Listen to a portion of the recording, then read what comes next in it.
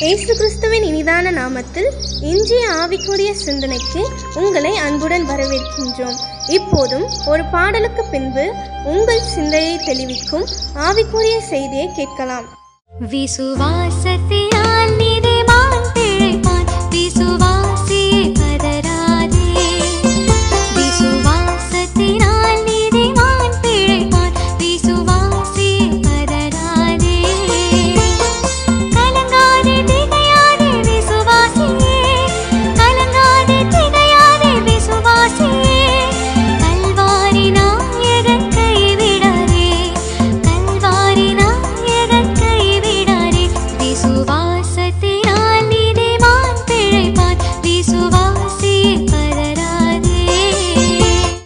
ஆண்டவர் இரட்சகருமாக இயேசுவின் இனிதான நாமத்தினால் உங்களை வாழ்த்துகிறேன்.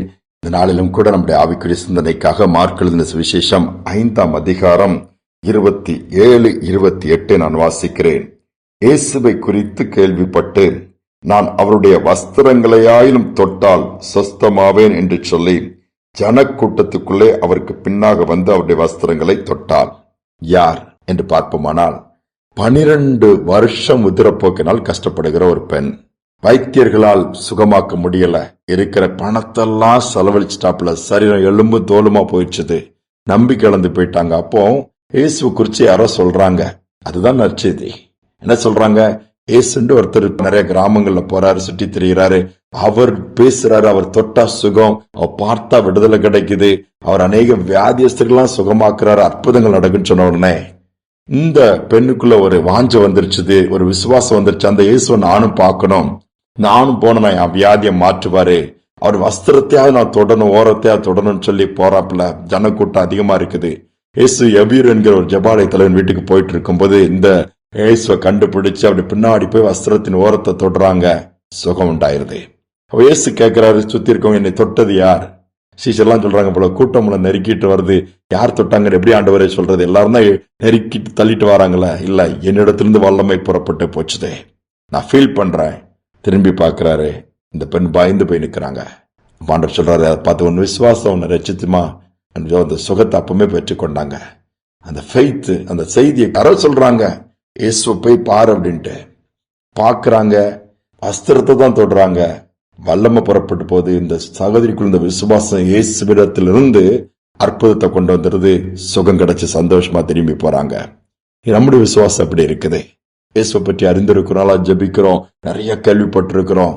அந்த விசுவாசம் நமக்குள்ள இன்னும் பெருகுமானா தேவனிடத்திலிருந்து வல்லமை நம்முடைய சரீரத்துக்கு கொண்டு வரோம், அற்புதங்களை கொண்டு வரோம். ஒரு அருமையான தாய் தன்னுடைய குழந்தைய மருத்துவமனையில் வச்சிருக்கிறாங்க. மரணத்தோடு அந்த குழந்தை, சின்ன குழந்தை போராடிட்டு இருக்குது. டாக்டர்ஸ் இனி ஒன்னும் பண்ண முடியாதுங்கிற அளவுக்கு நிலைமை வந்துருச்சுது. இந்த தாய்க்கோ தன்னுடைய பிள்ளைய விட்டு கொடுக்க மனசு இல்ல, எப்படியாவது காப்பாத்தணும்னு பல விதத்துல போராடுறாப்ல. அப்போ அந்த சைட்ல வந்திருக்க ஒரு அம்மா வேணா ஒரு முறை ட்ரை பண்ணி பாரு, இயேசுவேன்னு சொல்லி கூப்பிட்டு பாரு, அல்லனா பக்கத்துல ஒரு சர்ச் இருக்கலாம், அங்க போ, அங்க உள்ள போதகர் ஜெபம் பண்ணுவாங்கன்னு சொல்லும் போது, சரி அதையா மாதிரி செய்யக்கூடாதுன்னு சொல்லி பிள்ளை கையில் எடுத்துட்டு அந்த சர்ச்சுக்கு போறாங்க. அங்க ஆட்கள் யாரும் இல்ல, ஆனா ஆலயம் திறந்திருக்குது. என்ன செய்யறதுக்கு தெரியல. இயேசு பற்றி அறியாத அந்த சகோதரி குழந்தை மரணத்தோடு போராடிட்டு இருக்குது, நம்பிக்கைலாம் போச்சுது. அப்போ அந்த போதகருக்கு அங்க இருக்கிற அந்த செக்ஸ்டன் வந்து சொல்றாரு, இந்த மாதிரி ஒரு அம்மா ஜோமான கூப்பிடுறாங்கயா. இந்த போதகர் போய் என்னமான்னு விசாரிக்க, இந்த மாதிரி என் பிள்ளை டாக்டர்ஸ் கைவிட்டாங்க, ஒருத்தர் சொன்னாங்க இந்த மாதிரி போனா ஜோமன்னா இந்த இயேசுன்னு சொன்னாங்க, அவர்கிட்ட ஜோமன்னா சுகம் கிடைக்கும், எனக்கு ஒன்னும் தெரியலையா, அதை ஏதாவது பண்ணுங்கும்போது இந்த போதகரும் யோசிக்க ஆரம்பிச்சிட்டாரு, நான் என்னடா பண்றது, எப்படி நான் பெரிய சுகமளிக்கும் வல்லமை பெற்ற ஆளா அப்படின்னு சொல்லி இவருக்குள்ள ஒரு போராட்டம். ஆனா இந்த அம்மாவை திரும்ப அனுப்புறதுக்கு வழி இல்லை. ரொம்ப கஷ்டத்தோட சரி நம்மளும் ஜோமன் அந்த குழந்தை கையில வாங்கிட்டு, அவர் என்ன ஜோமன், பெரிய ஜபம் பண்ணலாண்டவரே, என் விசுவாசம் குறைவு தான், ஆனா இந்த சகோதரி ஏசு கிட்ட வந்தா, அந்த இயேசுவை நோக்கி கூப்பிட்டா சுகம் கிடைக்கும்னு சொல்லி வந்திருக்கிறாங்க. அந்த மகளுடைய விசுவாசத்தை பாருங்க, நோக்கி கூப்பிடுறத பாருங்க, இந்த குழந்தைய நினைத்தரலுங்கன்னு சொல்லி ஜோம் பண்ணிருக்காங்க. அவ்வளவுதான், குழந்தை சுகமாயிடுச்சு. சந்தோஷமா வீட்டுக்கு தூக்கிட்டு போனாங்களாம். பாருங்களேன், ஒரு வார்த்தையை யாரோ சொல்லியிருக்காங்க, இயேசுகிட்ட போய் கேளு, இயேசுவேன்னு கூப்பிடு. இதுதாங்க நற்செய்தி. இன்னைக்கு இந்த செய்தி சொல்றதுக்கு யாருமே விரும்புறது இல்லை, யோசிக்கிறாங்க. யாரையும் எந்த சூழ்நிலை கைவிட மாட்டாரு, நமக்கு ரோல் மாடலா வாழ்ந்துட்டு போயிருக்கிறாரு. உலகத்துல எவ்வளோ காரியங்களை கேள்விப்படுறோம், பார்க்கிறோம், நிம்மதி இல்ல, சமாதானம் இல்ல, போகிறதுக்கு வழி தெரியல, யாரும் உதவிச்சே இல்லைன்னு சொல்லி அங்கலாய்க்கிற நமக்கெல்லாம் நமக்காக கல்வாரி சிலுவையில ரத்தத்தை சிந்தின இயேசு இருக்கிறாரு. ஜீவனை கொடுத்தவர் இருக்கிறாரு. கேட்கும் பொழுது கொடுக்க மாட்டாரா? உதவி செய்வார். நம்பிக்கை இழந்துடாதங்க.